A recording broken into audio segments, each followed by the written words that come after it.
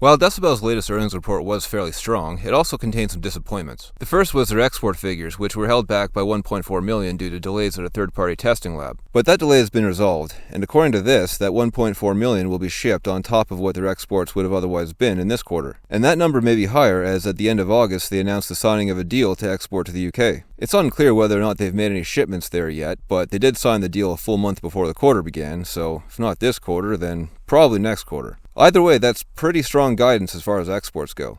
The other disappointment is that their earnings were dragged down by $2.5 million through the settlement of a lawsuit. A couple of years ago, they signed an agreement to sell products for a company called UGC, and they never did that, so there was a termination fee. But the important thing here is that it's a one-off, and it's not going to be a drag anymore.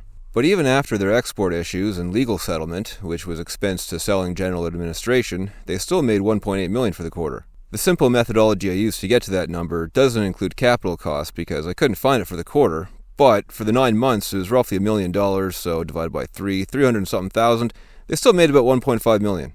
If you annualize that, so 4 quarters making money at that rate, they're making about $6 million a year. That's of course not a lot of money, but when you consider their valuation is about $50 million right now, it's pretty cheap. Now, this isn't financial advice, of course, but when you consider that in recent quarters they have made around $5 million, and given everything I said about the exports, it looks like they may surpass that number, so making over $20 million a year, it appears as though their valuation may be in need of adjustment.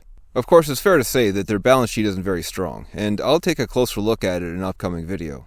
But it's also fair to say that that problem can be solved with earnings, and as I'll show in my video, Decibel has been fixing that problem slowly, and that process very well may accelerate.